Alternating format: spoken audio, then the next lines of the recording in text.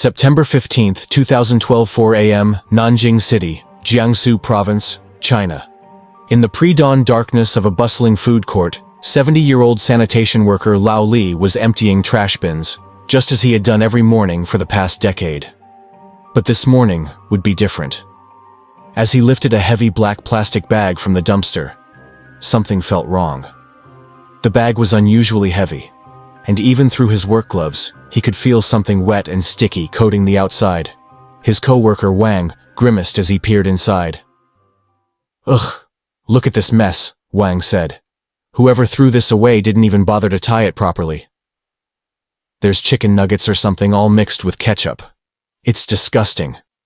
But as Lao Li looked closer, his hands began to tremble. These weren't chicken nuggets. You see, Lao Li wasn't just any sanitation worker. He was a decorated war veteran who had served for decades on the battlefield. He had seen things that most people only see in nightmares. He had witnessed human bodies torn apart by explosions, flesh scorched by the heat of mortar shells. And what he was looking at right now looked exactly like that. The texture, the color, the way the breading was peeling away to reveal what was underneath. This wasn't poultry. This was human tissue. "Wang, call the police," Lao Li said urgently. "Right now." His co-worker laughed nervously. "What? Come on, Lao Li. You're seeing things. It's just badly cooked." "I said call the police," Lao Li insisted. The urgency in Lao Li's voice was unmistakable. This veteran, who had spent years in the military and another decade cleaning streets, was absolutely certain. Within 30 minutes, the food court was swarming with police officers and forensic investigators. What they discovered would send shockwaves through all of China. The Nanjing municipal police arrived expecting perhaps a prank, or at worst, animal remains illegally disposed of. What they found was far more horrifying. As investigators began systematically searching the food court area, the scope of the crime became clear. Trash bins, dumpsters, even the storm drains. Everywhere they looked, they found more pieces. All of them had been deep-fried. All of them were coated in ketchup and breadcrumbs. All of them had been carefully packaged to look like discarded fast food. The forensic team carefully collected everything they could find. Organs, skin tissue, fingers, even female genitalia. Hundreds of pieces in total. Dr. Chen, the lead medical examiner, had worked on countless cases throughout his career. But as he began his preliminary examination, even he felt his stomach turn. The body parts showed clear signs of having been frozen and then thawed. The cooking process had caused specific patterns of shrinkage. The cut marks suggested someone had used kitchen knives and a saw, crude tools, not surgical instruments. After days of intensive analysis, the forensic team reached several conclusions. All the pieces belonged to one person. A female, approximately 165 centimeters tall, slim build, estimated age early 20s. The dismemberment had taken place over a period of at least 2 weeks, with the body parts being frozen between cutting sessions. And then, most disturbingly, someone had methodically breaded and deep-fried the pieces, covering them in ketchup to disguise them as ordinary food waste. But here's what they couldn't determine. Who was she? The Nanjing police launched an immediate investigation.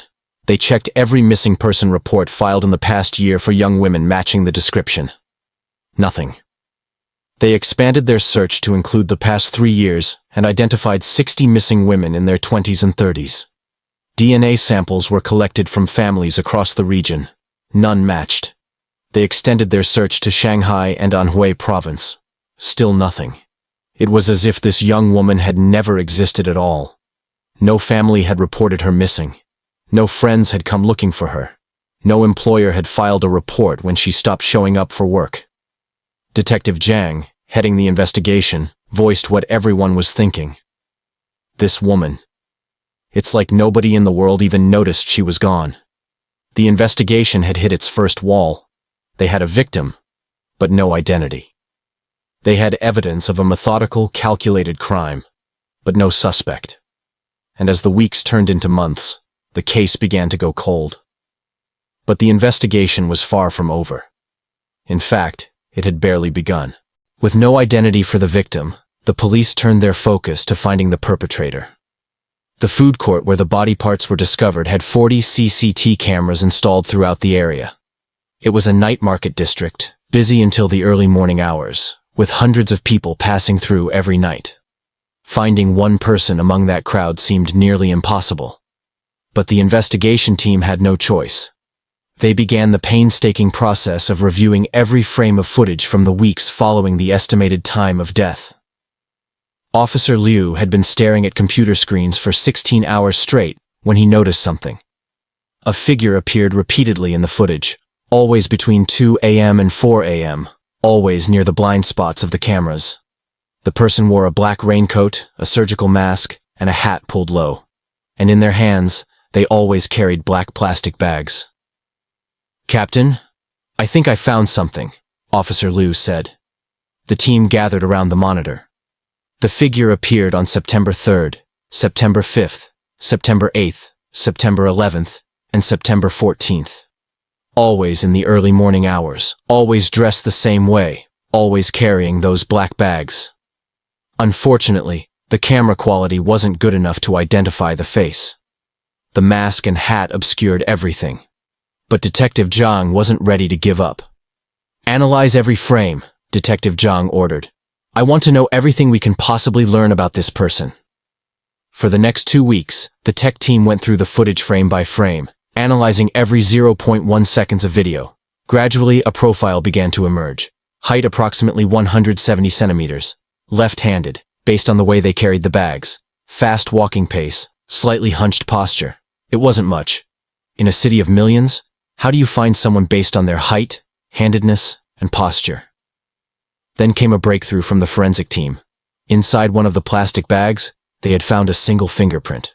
Not on the outside, but on the inside. A print left in sweat, probably as the perpetrator was carefully packing the contents. The fingerprint was immediately run through the Jiangsu province criminal database. The entire team waited anxiously for the results. No match. The fingerprint didn't belong to anyone with a criminal record in the entire province.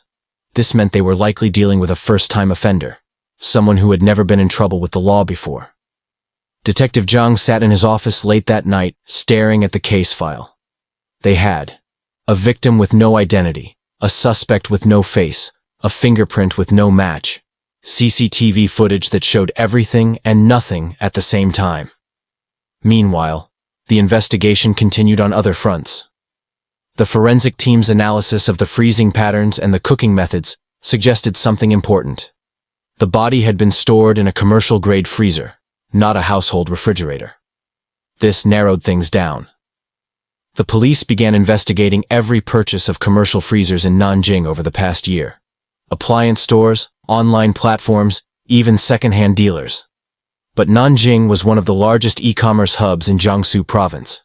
Thousands of freezers were sold every month. Online transactions were difficult to trace. Cash deals for used freezers left no paper trail. The investigation team was working 20-hour days. Detective Zhang had barely been home in weeks. His team was exhausted, running on nothing but coffee and determination. 1 month passed, then 2 months, then 6 months. They still didn't know who the victim was. They still didn't know who the killer was. They didn't know how the victim had been lured to her death. They didn't know where the murder had taken place. 1 year passed. Then, 18 months. The case file was getting thicker, but they were no closer to solving it. Some of the younger officers had started to believe this case would never be solved. That this young woman, whoever she was, would remain forever nameless, and her killer would walk free. Detective Zhang refused to give up. Every morning, he would look at the reconstructed photos of the victim. Computer-generated images based on the recovered remains. Somewhere out there, someone must know who she was. "Someone knows her," Detective Zhang said to his team. "Someone misses her. We just have to find them." But as 2013 turned into 2014, even Detective Zhang's optimism was beginning to fade. And then, on July 20th, 2014, everything changed. An elderly couple walked into a police station in Qingxi County, Jiangsu province, over 100 kilometers from Nanjing. They were holding an eviction notice in their trembling hands, and they had a simple question. "Our daughter, We haven't heard from her in 2 years. Can you help us find her? July 20th, 2014. Nearly 2 years after the discovery. The elderly couple sitting across from Officer Wang looked exhausted. Not from the journey to the police station, but from something deeper. The kind of exhaustion that comes from months of worry and unanswered questions. Mr. and Mrs. Xu had lived quiet lives in Qingxi County, a small town in Jiangsu Province. Their only daughter, Xu Qing, had left for the big city of Nanjing after graduating high school, full of dreams and ambition. At first, she called regularly. Then the calls became less frequent. Then they stopped altogether. We thought she was just busy, Mrs. Xu said, her voice barely above a whisper. Young people these days. They have their own lives. We didn't want to be the kind of parents who constantly bothered her. But 2 weeks ago, something had arrived in the mail that changed everything. An eviction notice. Their daughter's landlord was notifying them that the rent hadn't been paid in nearly 2 years, and the apartment would be cleared out. 2 years. The Xus immediately tried to call their daughter. The number was disconnected, terminated for non-payment. They made the journey to Nanjing, to the apartment address on the notice. When the landlord finally let them in, they found a place frozen in time. Dust covered everything. The air was stale. It was clear that no one had lived there in a very long time. But as Mrs. Xu searched through her daughter's belongings, desperately looking for any clue about where she might have gone, she found something in the back of a desk drawer, a bank book, in her daughter's name, with 120,000 yuan, about 18,000 US dollars, inside. Not a single withdrawal had been made in the past 2 years. That's when they knew something was terribly wrong. Their daughter had been saving money so diligently, so carefully. She would never have just abandoned it. She would never have disappeared without a word. Officer Wang listened to their story, taking careful notes. When they finished, he asked them to describe their daughter. She was 21 when we last saw her, Mr. Xu said. About 165 centimeters tall, slim, with long hair. She had just graduated high school and wanted to make something of herself in the city. Officer Wang's pen stopped moving. 165 centimeters. Slim build, early 20s. Went missing approximately 2 years ago. He excused himself and immediately called Detective Zhang in Nanjing. Sir, I think we may have found our victim, Officer Wang said into the phone. Within hours, the Xus were brought to Nanjing. DNA samples were collected and rushed to the forensic lab. The entire investigation team held their breath, waiting. The results came back the next morning. Positive match. The young woman whose remains had been found scattered across a food court, breaded and deep-fried like fast food, carefully disguised as garbage. Her name was Xu Qing. She was 21 years old, and for 18 months, while police searched desperately for her identity, her bank book had sat untouched in an empty apartment, holding the money she would never get to spend. Detective Zhang stood in the morgue, looking at the photos of what they had managed to recover of Xu Qing's remains. After all this time, she finally had a name. She was no longer just a case file, no longer just an unnamed victim. She was Xu Qing, someone's daughter, someone's friend. And now, finally, they could begin to piece together the story of what had happened to her.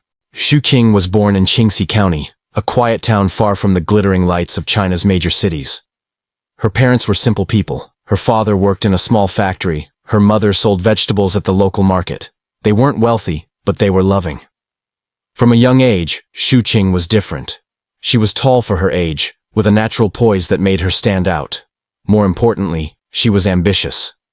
While her classmates talked about finding local jobs or getting married, Xu Qing had bigger dreams.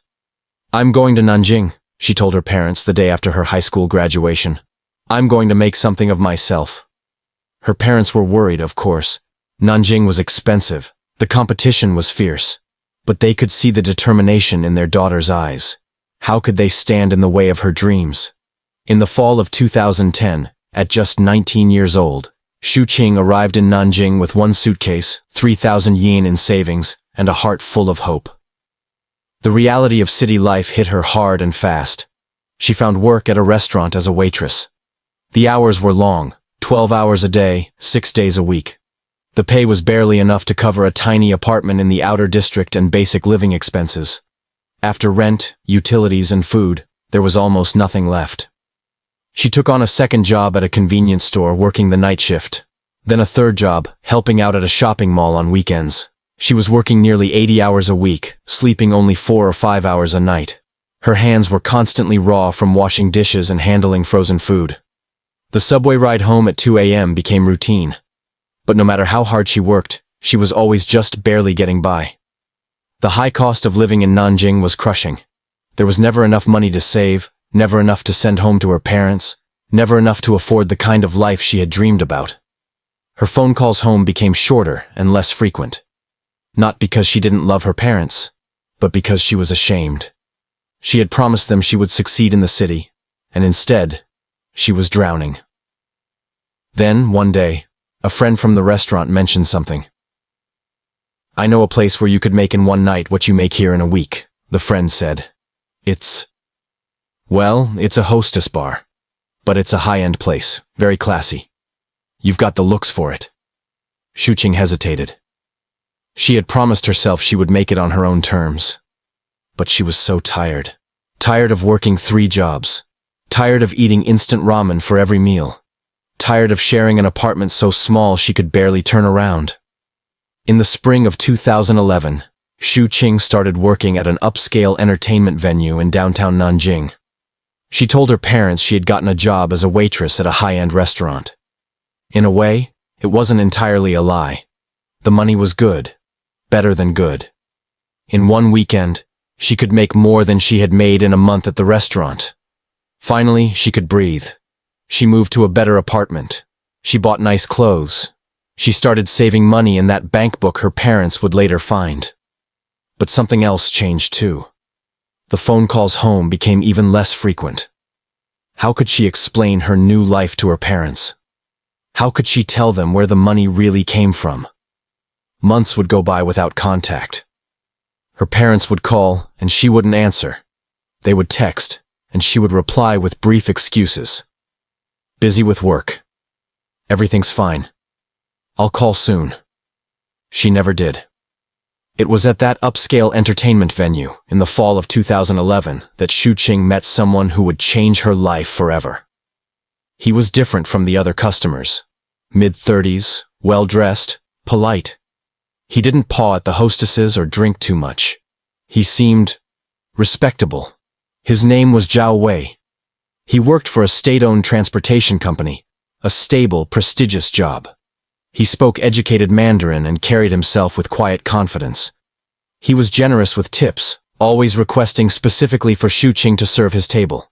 And gradually, their relationship evolved beyond the professional. Zhao would invite her out for dinner at expensive restaurants.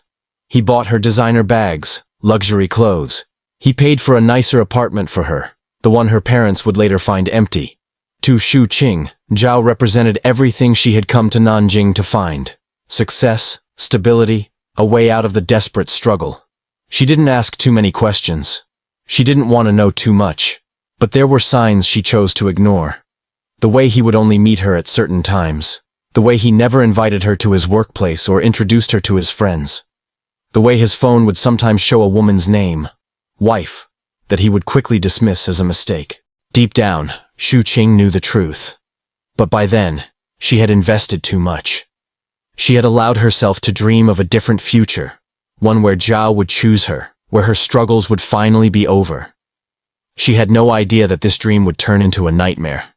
And that nightmare would end with her body being cut into hundreds of pieces, breaded like chicken nuggets, and thrown away like garbage. Zhao Wei appeared to be the perfect man.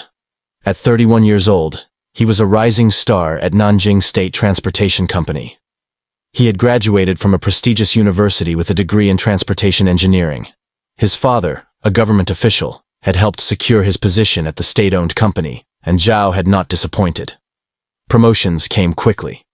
His superiors praised his work ethic and attention to detail. At home, he was a devoted husband and father. His wife, Chen Lin, had married him right after college. They had a daughter together, now 3 years old. They lived in a spacious apartment in a good neighborhood. On weekends, Zhao would take his daughter to the park. Neighbors would see him playing with her and think, what a good father. Everything about Zhao Wei's life seemed perfect. But perfection, as we know, is often just a carefully maintained illusion. The cracks began to appear around the time his wife became pregnant. At first, Zhao told himself he was just stressed about becoming a father. The late nights at the office were necessary, he said. He needed to work harder to provide for his growing family. But those late nights weren't spent at the office. Zhao had discovered Nanjing's nightlife, the upscale entertainment venues where successful businessmen went to drink, to relax, to escape their responsibilities. It started innocently enough, a few drinks with colleagues after work. But gradually, it became something more. He liked the way the hostesses made him feel. Important, desirable, in control. At home, his pregnant wife was tired and irritable. But in these venues, beautiful young women laughed at his jokes, listened to his stories, made him feel like the successful man he believed he was. He started going several times a week, spending lavishly. It was easy to hide from his wife. He simply told her he was working late on important projects. And then he met Xu Qing. There was something about her that captivated him immediately. She was beautiful, yes, but there was something else. She carried herself with a certain dignity, despite her circumstances. She was smart, quick-witted, and when she smiled at him, it felt genuine. Zhao became a regular at her table. He would request her specifically, spend hours talking to her, buy out her time so no other customers could request her services. His colleagues noticed. "Zhao, you're spending too much time there. Your wife," one of them warned. "My wife doesn't understand the pressures of work," Zhao replied. "This is just stress relief. Nothing more." But it was more. Much more. Zhao began supporting Xu Qing financially in ways that went far beyond normal customer behavior. Designer bags, expensive clothes, jewelry, and then the apartment, a nice place in a good part of town where they could meet privately. He told himself he was helping her, saving her from a difficult life, being generous with someone who deserved better. But really, he was buying her time, her attention, her affection, creating a version of reality where he could be the hero, the provider, the man in control. In his mind, he had it all figured out. During the day, he was the respectable company employee, the loving husband, the devoted father. At night, he was the generous patron, the exciting lover, the man who could afford to keep a mistress. He could control it all. He could keep these two lives completely separate. Or so he thought. What Zhao didn't understand, what he refused to understand, was that Xu Qing was not a possession to be controlled. She was a human being with her own dreams, her own desires, her own plans. And as time went on, those plans began to conflict with his. Xu Qing started to want more. Not just gifts and an apartment, but a real relationship, a real future. "When are you going to leave her?" she began asking. Zhao would laugh it off. "These things take time. We have to be careful." But months passed and nothing changed.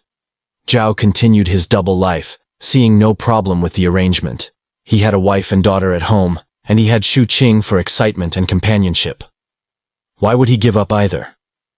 But Xu Qing was not content to remain a secret forever. She had not come to Nanjing to be someone's hidden mistress. She had come to build a real life, to find real success, and if Zhao wouldn't give her that willingly, she would have to take matters into her own hands. The tension began to build in early 2012. Xu Qing's demands became more insistent. Zhao's patience began to wear thin. Their romantic evenings turned into arguments. Their private meetings became confrontations. Zhao would later claim he had no choice in what happened next, that he was pushed to the edge, that circumstances forced his hand. But the truth, as the evidence would later show, was far more calculated than that. Zhao Wei was about to make a decision that would destroy everything he had built. His career, his family, his freedom, and most importantly, another human being's life. But in that moment, all he could think about was control. He had always been in control. Of his career, of his image, of his two separate lives. And he was not about to let a hostess from a bar take that control away from him. What Zhao didn't realize was that his perfect life was already over. It had ended the moment he decided that another person's life was worth less than his convenience. The only question now was how long it would take for the walls to come crashing down. By early 2012, the relationship between Zhao Wei and Xu Qing had fundamentally changed.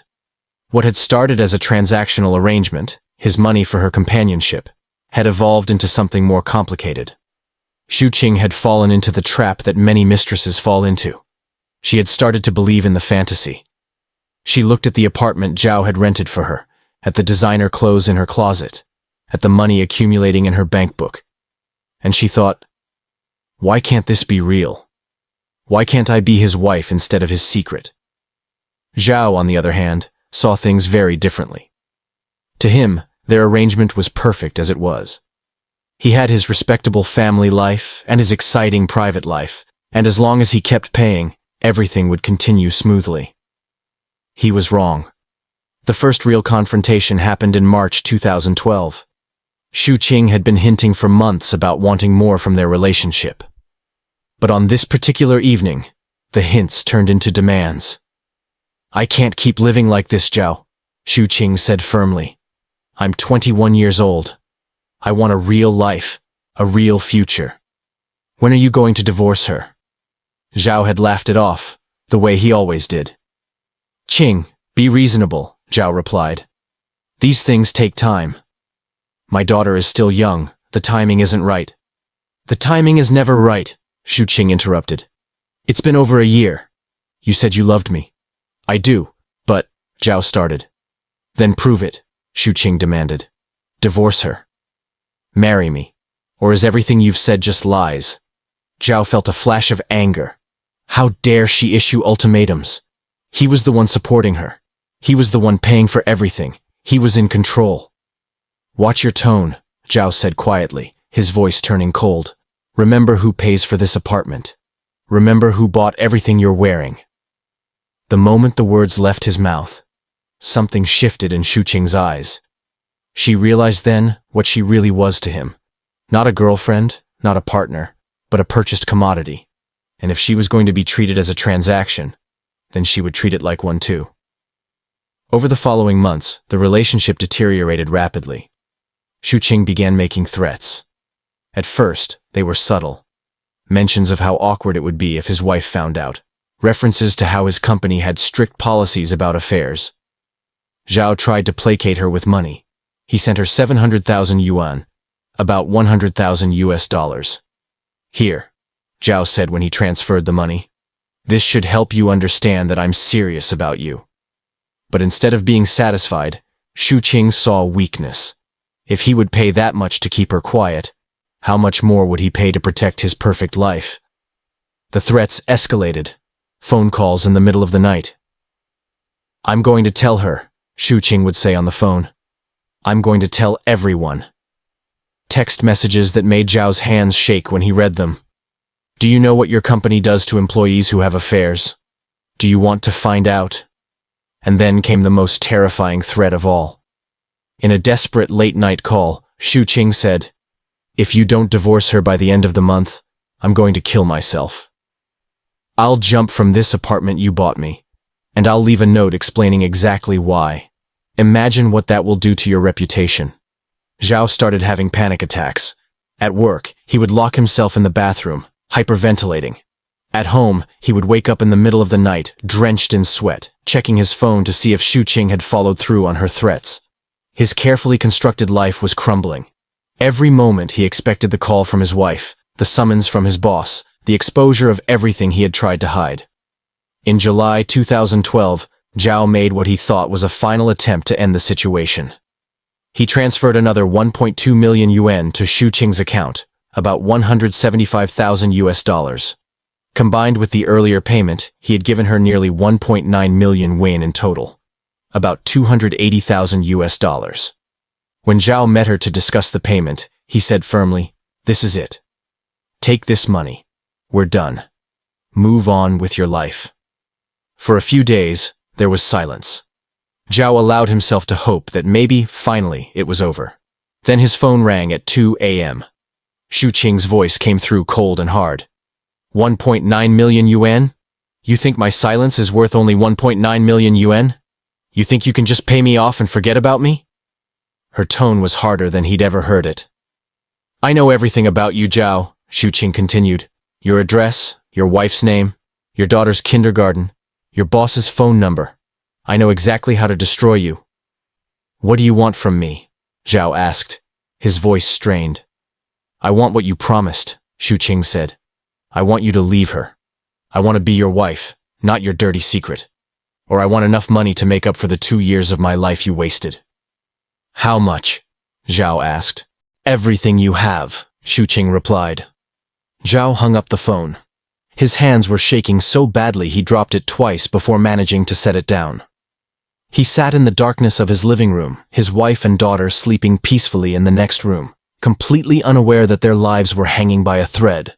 And that's when Zhao Wei made his decision. Not to pay her, not to divorce his wife, not to confess and face the consequences. He decided on a different solution entirely. August 15th, 2012. Zhao's phone rang in the morning. He almost didn't answer. He had been avoiding Xu Qing's calls for days. But something made him pick up. Xu Qing's voice sounded different, softer, vulnerable. "Zhao, I hurt my ankle. Can you come over? Please, I need help." Her voice was almost like the girl he had first met. Against his better judgment, or perhaps following some dark instinct he didn't yet fully understand, Zhao agreed. "I'll be there in an hour," Zhao said. He told his wife he had an emergency at work. She barely looked up from feeding their daughter breakfast. As Zhao drove to Xu Qing's apartment, his mind was racing. What was she planning? Another confrontation? More threats? Or maybe she was ready to be reasonable. Maybe the injury had made her vulnerable, reminded her that she needed him. He had no idea that he was driving to a moment that would change everything. A moment that would end with one person dead and another becoming a monster. The apartment building came into view. Zhao parked his car, took a deep breath, and walked toward the entrance. Behind him, CCTV cameras captured his arrival. 10:23 a.m., August 15th, 2012. The last time Zhao Wei would walk into that building as a free man. August 15th, 2012, 10:30 a.m. When Zhao entered the apartment, he found Xu Qing sitting on the bed, her ankle wrapped in a bandage. For a moment, it almost felt like old times. The apartment was clean, peaceful. Xu Qing looked up at him with an expression that wasn't angry or demanding, just tired. "Thank you for coming," Xu Qing said softly. Zhao nodded, still wary. "What happened to your ankle?" "I slipped getting out of the shower yesterday," Xu Qing explained. "I think it's just a sprain, but I couldn't walk to the clinic." The normalcy of it all was disorienting. After months of threats and confrontations, this felt almost domestic. They made breakfast together, or rather, Zhao made it while Xu Qing directed him from the bed. Simple food that reminded them both of simpler times. For perhaps 30 minutes, they were just two people sharing a meal and quiet conversation. But the peace couldn't last. It was built on too much resentment, too many lies, too much pain. The confrontation began, as it always did, with something small. Zhao mentioned he needed to leave soon. His wife was expecting him back for lunch. Xu Qing's expression changed instantly. "Your wife," she said, her voice hardening. "It always comes back to your wife, doesn't it?" "Qing, please," Zhao responded. "Not today. You're hurt. I came to help." "You came because I'm hurt, but you leave because of her," Xu Qing interrupted. "Do you see the problem?" The familiar pattern resumed. Xu Qing demanded he choose between his wife and her. Zhao insisted it wasn't that simple. Their voices rose. Old grievances surfaced. Months of suppressed anger erupted. Then Xu Qing reached for her phone on the nightstand. "I'm calling her," she announced. "Right now. I'm telling her everything." Zhao lunged forward, trying to grab the phone from her hand. They struggled briefly. He managed to take the phone, but Xu Qing kept reaching for it, trying to retrieve it. "You're pathetic," she said to him during the struggle. "A coward who can't even make a simple choice." Those words triggered something in Zhao that had been building for months. All the fear, the sleepless nights, the constant threats, the feeling of being trapped between two impossible situations. In that moment, years of maintaining perfect control over his double life collapsed into pure rage. What happened next took only minutes, but it changed everything forever. When Zhao's fury finally subsided, Xu Qing lay motionless on the bed. The apartment was silent except for his heavy breathing. He checked for signs of life, but there were none. She was gone. The magnitude of what he had done began to sink in slowly. He had killed someone. Everything he had tried to protect, his career, his reputation, his family, would now be destroyed once the police found her body and traced their connection. Unless no one ever found the body. Zhao sat on the floor for what felt like hours, though it was probably only minutes. His mind, which had been in panic mode, began to shift into something colder and more calculating. He couldn't change what he'd done, but he could control what happened next. He pulled out his phone and called his office. "This is Zhao," he said, his voice steady and professional. "I'm not feeling well. I need to take some sick days starting today."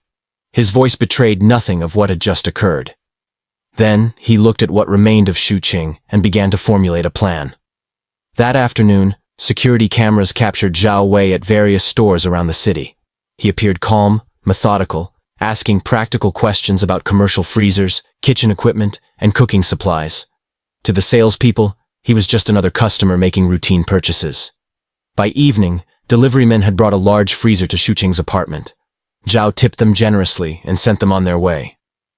Then he locked the door and began the work that would shock investigators when they finally discovered what he had done over the following 2 weeks. What Zhao Wei did over the next 14 days would later be described by prosecutors as unprecedented in the annals of Chinese criminal history, not because of the murder itself, but because of what came after. August 15th, evening. After the deliverymen left with their payment, Zhao stood in the apartment looking at the industrial freezer now sitting in the corner. He had no medical knowledge, no experience with anatomy. Everything he was about to do came from pure instinct for self-preservation.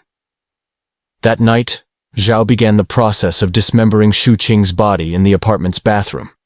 The work was crude at first, but as the hours passed, he became more methodical. By 3 in the morning, he had separated the remains into sections, wrapped each carefully in plastic, and stored them in the freezer. He then spent hours cleaning the bathroom with bleach, removing every trace of what had occurred. When he finally returned home to his wife and daughter, he appeared calm. "How are you feeling?" his wife asked when he came in. "Much better," Zhao replied without hesitation. "I think I just needed some rest." He kissed his daughter goodnight, showered, and slept soundly. Over the following week, Zhao established a routine. Every evening after work, he would return to Xu Qing's apartment. He would remove sections from the freezer, allow them to partially thaw, and continue cutting them into smaller pieces. Each piece was individually wrapped and returned to storage. The work was methodical, almost mechanical in its precision. Zhao showed no signs of distress or hesitation. He had entered a state of complete emotional detachment, focused solely on the practical problem of disposal. Neighbors occasionally saw lights on in the apartment at odd hours, but no one suspected anything unusual. One neighbor even encountered Zhao in the hallway one evening. "Oh, you're Qing's friend, right?" the neighbor asked casually. "Haven't seen her around lately." "She's traveling for work," Zhao replied without missing a beat. "She asked me to check on the apartment while she's away." The neighbor accepted this explanation completely. After all, why would anyone suspect the truth? By the second week, Zhao faced his biggest challenge. How could he dispose of the evidence without detection? Burial was impossible in the city. Burning would create smoke and odors that would attract attention.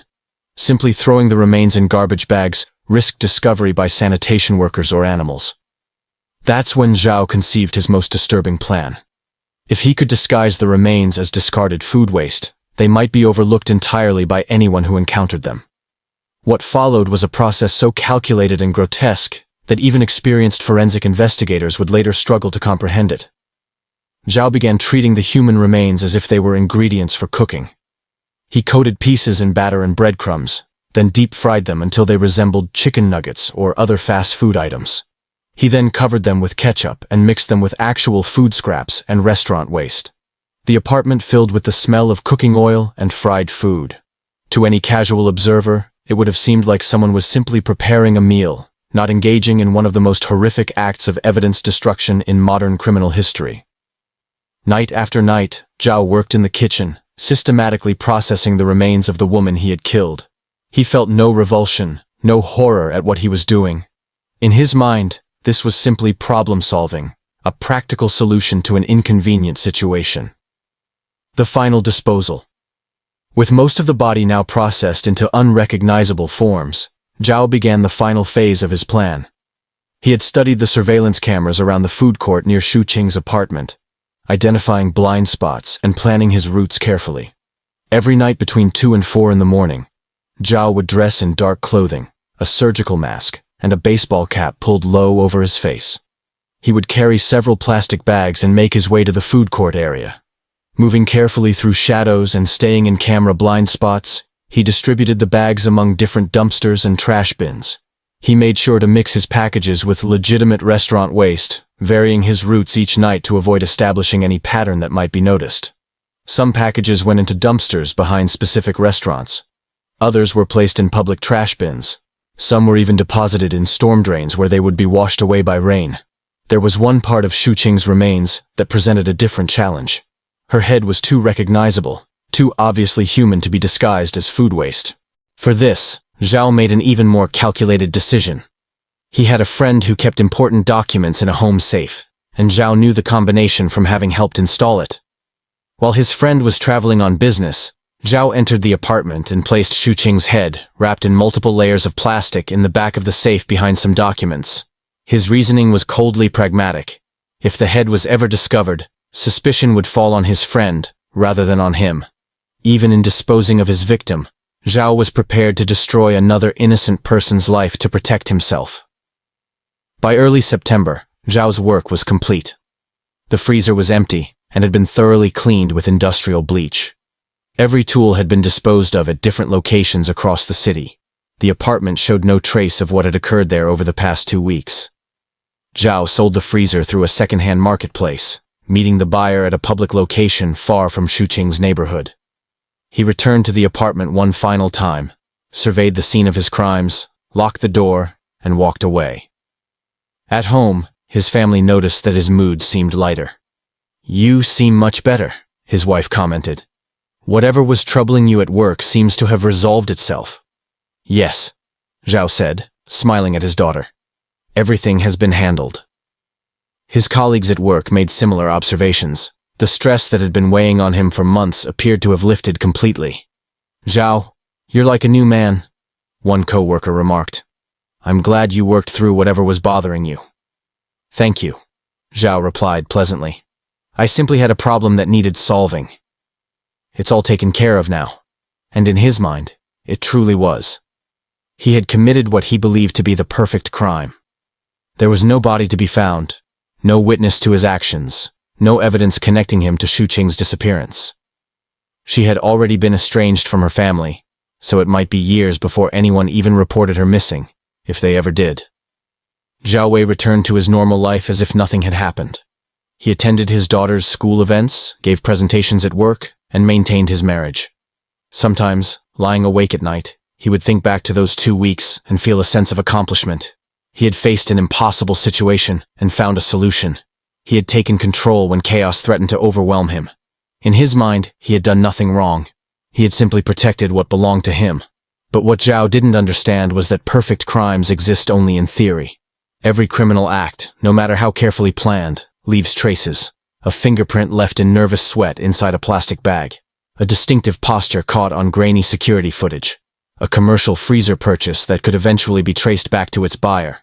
And most importantly, a family who would eventually notice that their daughter had vanished from their lives. Zhao's perfect crime was about to unravel. It would just take 18 months for the first thread to be pulled. July 21st, 2014. 18 months after the murder, Detective Zhang sat in his office, staring at the DNA report that had just changed everything. The unidentified victim from the food court case, the young woman whose body had been found in pieces, disguised as chicken nuggets, finally had a name. Xu Qing, 21 years old, from Qingxi County. "We need everything," Detective Zhang told his team.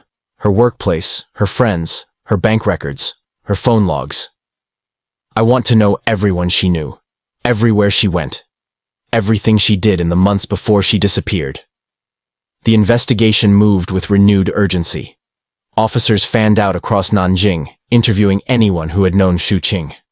It was at the upscale entertainment venue where Xu Qing had worked that the first real lead emerged. A hostess named Li Mei agreed to speak with the police. She had worked alongside Xu Qing for over a year. I knew something bad would happen to her, Li Mei said, her hands trembling as she held her teacup. I tried to warn her, but she wouldn't listen. Warn her about what? Detective Zhang asked. Her boyfriend, Li Mei replied. He was dangerous. He had a terrible temper. I saw the bruises on her arms more than once. Do you know his name? Zhang pressed. She called him Zhao, Li Mei said. Zhao Wei. He worked for some government transportation company. He was married, had a kid. Xu Qing knew it, but she thought he would leave his wife for her. Li Mei paused, then continued. Toward the end, she was getting desperate. She told me she was going to force him to choose. She said she had enough dirt on him to ruin his life if he didn't marry her. Detective Zhang's pen moved rapidly across his notepad. When was the last time you saw Xu Qing? He asked. August 2012, Li Mei answered. She just stopped showing up to work. We all assumed she'd either gotten Zhao to marry her or had left the city. But then months passed, and we never heard from her again. Within hours, the police had located Zhao Wei. They pulled his records. 31 years old, married with one child, employed at Nanjing State Transportation Company. No criminal record. By all appearances, a respectable citizen. But his phone records told a different story. From 2011 to August 2012, there were hundreds of calls and texts between Zhao's number and Xu Qing's. They had been in constant contact. Then, on August 15, 2012, the communication stopped completely. Zhao never called Xu Qing's number again. Xu Qing's phone was disconnected within weeks for non-payment. Detective Zhang also discovered the bank transfers. 700,000 yuan in April 2012. 1.2 million yuan in July 2012. Nearly 1.9 million yuan total, about 280,000 US dollars, transferred from Zhao Wei's account to Xu Qing's. That's a lot of money to give someone, Officer Liu observed. It's a lot of money to keep someone quiet, Detective Zhang corrected. They dug deeper into Zhao's activities in August and September 2012. Credit card records showed he had taken sick leave from work for 5 days starting August 15th, the same day Xu Qing's phone last showed activity. CCTV footage from stores showed Zhao purchasing a commercial freezer on August 15th, kitchen knives and a bone saw on August 16th, large quantities of cooking supplies throughout late August. And then there was the footage from the food court. The tech team had spent months analyzing those grainy videos of the figure in the black raincoat. Now they compared those images with photos of Zhao Wei. The height matched, approximately 170 centimeters. The posture matched, slightly hunched shoulders. The distinctive gait matched. It's him, the forensic video analyst confirmed. I'd stake my career on it. But they needed more than circumstantial evidence. They needed something definitive. Bring him in, Detective Zhang ordered. Let's see what Zhao Wei has to say for himself. July 23, 2014. Morning Zhao Wei was at his office when the police arrived. He was in the middle of a meeting, presenting quarterly transportation data to his supervisors. Zhao Wei? Detective Zhang asked as he entered the conference room, badge in hand. Zhao looked up, and for just a fraction of a second something flickered across his face. Fear? Recognition? But then it was gone, replaced by polite confusion. Yes? Can I help you? Zhao asked calmly. We need you to come with us, Zhang said. We have some questions about an acquaintance of yours. Xu Qing. At the mention of the name, Zhao's face went pale. His colleagues in the meeting noticed. His supervisor noticed. But Zhao recovered quickly. Of course, he said, standing up and straightening his tie. I'm happy to help with whatever you need. He didn't resist. He didn't ask for a lawyer. He simply followed the detectives out of the building, leaving behind a room full of confused co-workers. At the police station, Zhao was placed in an interrogation room. He sat calmly, his hands folded on the table, his expression neutral. Detective Zhang entered with Officer Liu, carrying a thick case file. "Mr. Zhao, do you know why you're here?" Zhang asked, sitting down across from him. "You mentioned someone named Xu Qing," Zhao replied. "I assume this is about her?" "You assume correctly," Zhang said. "When was the last time you saw her?" Zhao paused, as if thinking. "It's been a while. Maybe 2012? We lost touch." "Lost touch," Zhang repeated. "Is that what you call it when someone goes missing?" "Missing?" Zhao's expression remained controlled. "I didn't know she was missing. We simply stopped seeing each other." "And why did you stop seeing each other?" Liu asked. Zhao shrugged slightly. "These things happen. Relationships end." "Relationships?" Zhang opened the file, pulling out bank statements. "You transferred 1.9 million yuan to her. That's a lot of money for a casual relationship." "I was helping her out," Zhao explained smoothly. "She was struggling financially. I felt bad for her." "Generous of you," Zhang said, his tone making clear he didn't believe it. "Especially considering you're a married man." For the first time, Zhao showed a hint of emotion. "My personal life is my business. It becomes police business when the person you're giving money to ends up dead," Zhang said flatly.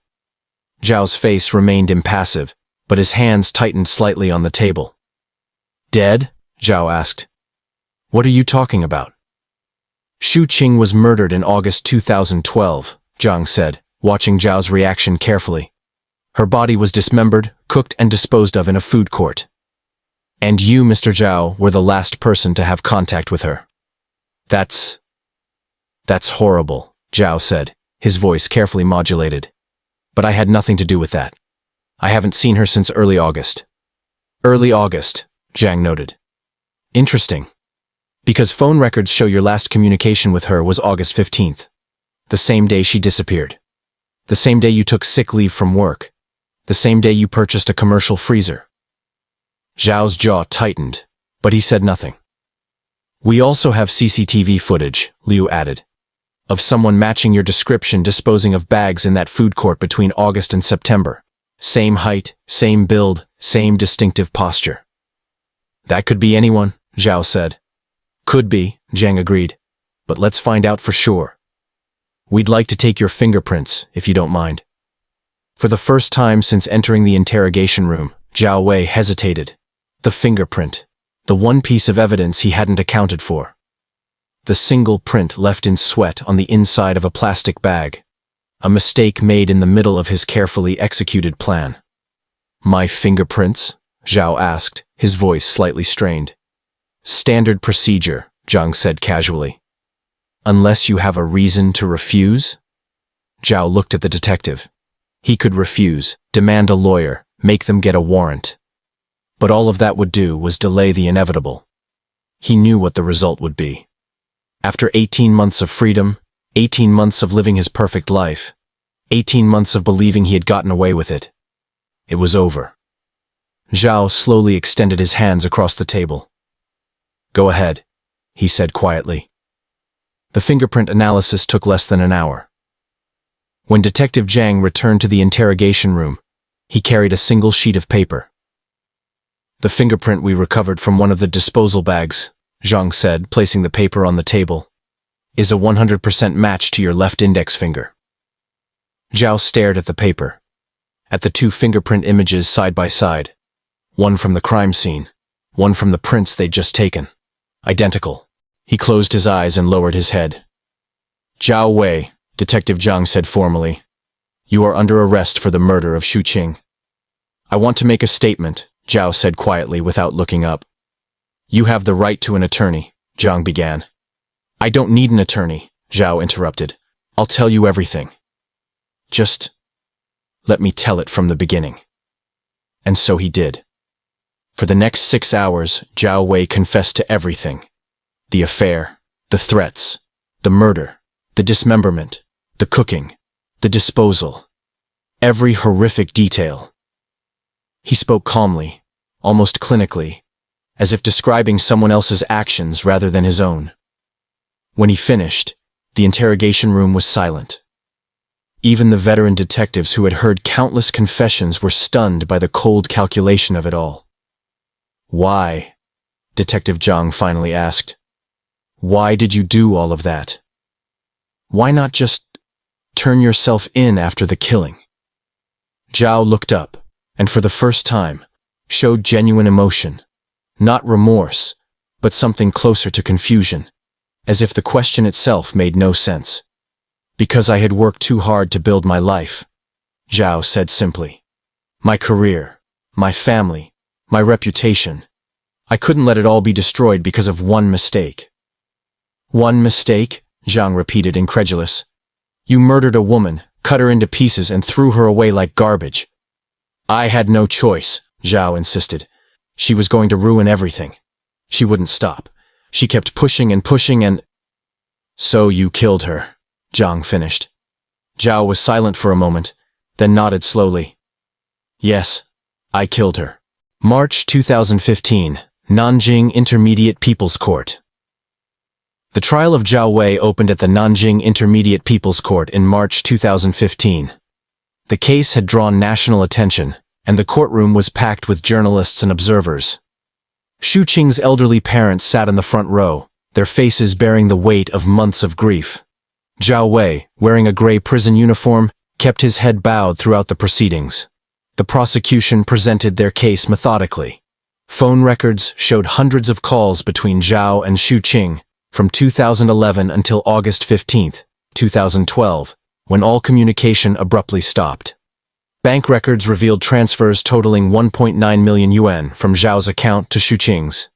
Store receipts and security footage documented Zhao's purchases of a commercial freezer, butcher knives, and cooking supplies on the day of Xu Qing's disappearance.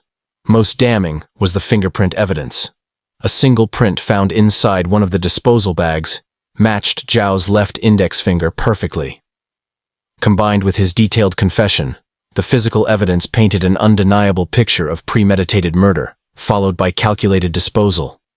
The defense attempted to argue that the killing itself was not premeditated, claiming Zhao had acted in a moment of desperation under extreme psychological pressure from Xu Qing's threats. However, the systematic dismemberment over 2 weeks, the purchase of specialized equipment, and the elaborate disposal method clearly demonstrated planning and calculation. When Xu Qing's mother testified, she spoke quietly about her daughter's dreams of success in the big city, and the family's regret at not searching for her sooner. Her words brought tears to many in the courtroom, including some court officials. Zhao Wei himself remained silent throughout the trial, offering no apology or expression of remorse to the victim's family. After 3 days of testimony, the court deliberated for 2 days before returning with their verdict. The judge found Zhao guilty of intentional homicide with aggravating circumstances, citing the premeditated nature of the disposal, the desecration of the victim's remains, and Zhao's attempt to frame an innocent friend by hiding evidence in their safe. The sentence was death. Zhao Wei's appeals were swiftly denied by higher courts. 3 years later, in 2018, the sentence was carried out by lethal injection. His body was cremated, and his family did not claim the remains. The trial brought some closure to Xu Qing's family, though her parents would say later that no verdict could truly restore what they had lost. Justice had been served, but their daughter was gone forever, and that pain would never fully heal. After the verdict, Xu Qing's remains, what could be recovered, were finally laid to rest in a small cemetery in Qingzi County, not far from where she had grown up. Her parents arranged the burial service. It was a quiet ceremony, attended only by family and a few childhood friends who remembered the bright, ambitious girl she had been. The gravestone they chose was simple, bearing her name, the years of her brief life from 1991 to 2012, and a single line that captured their memories of her. A daughter who dreamed of more. Many pieces of Xu Qing were never recovered. Some had been consumed by animals.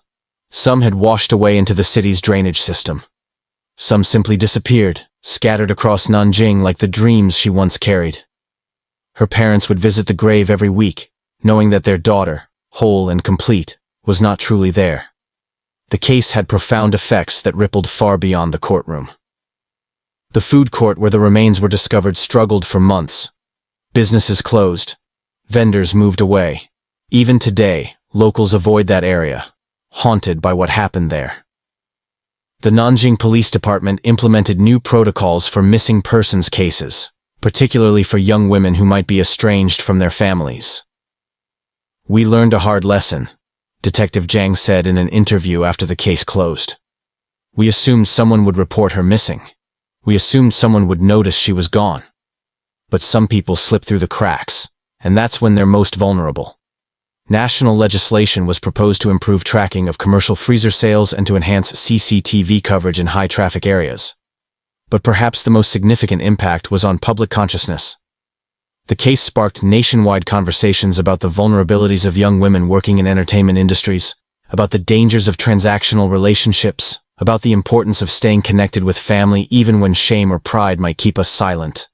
As for Zhao Wei, he was transferred to death row to await execution. In Chinese law, death sentences are sometimes commuted or delayed for years, but given the severity and public nature of this case, appeals were denied swiftly. Zhao Wei's wife divorced him immediately after the verdict. She moved with their daughter to another province, changing their names to escape the stigma. His former employers issued a statement expressing shock and distancing themselves from his actions. His father, the government official who had once helped secure his promising career, resigned in disgrace. Everything Zhao had killed to protect, his reputation, his career, his family, was destroyed anyway. But unlike Xu Qing, he at least had time to reflect on his choices, even if that reflection came too late to matter. 3 years after his conviction, Zhao Wei's death sentence was carried out. There was no media coverage, no public announcement. Just a brief notation in legal records, executed by lethal injection. His body was cremated. His family did not claim the ashes. In the end, Zhao Wei, who had scattered Xu Qing across a city to hide his crime, was himself reduced to unclaimed dust. This case forces us to confront uncomfortable questions. What was Xu Qing, really? She was not just a mistress or a hostess or a victim. She was a 21-year-old woman who came to a big city with dreams. She made choices, some out of ambition, some out of desperation, some out of love for a man who never deserved it. Did she threaten Zhao? Yes. The evidence is clear. Did she demand money and demand he leave his wife? Yes. Were those actions born from greed, from desperation, from a sense of betrayal, or from love turned toxic? We'll never know for certain. But here's what we do know with absolute certainty. Nothing she did justified what happened to her. No threat justifies murder. No demand justifies dismemberment. No inconvenience justifies the desecration of a human being. And Zhao Wei? He was not a monster from birth.